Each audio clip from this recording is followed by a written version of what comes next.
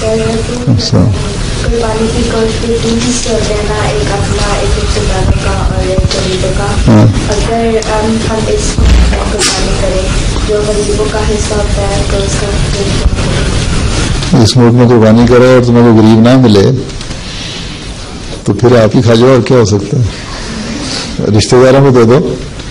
देखो ऐसे रिश्तेदार भी होते हैं जो अच्छे होते हैं तुम्हारी तरह के, ऐसे रिश्तेदार भी होते हैं जो जरा कमजोर होते हैं।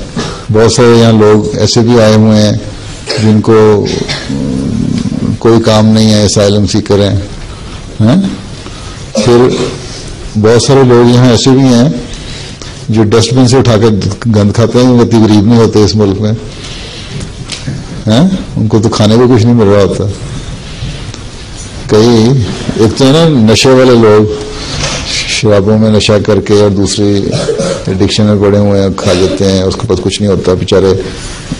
कई लाख आदमी तो डस्टबिन से देख के लिफाफे खोल खोल के खा रहे होते हैं। फिर बहुत सारे ऐसे इलाके हैं, बाज़ जगह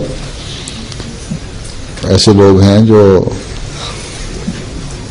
जहाँ जिनको गरीब को तलाश करना चाहो तो मिल भी जाते हैं।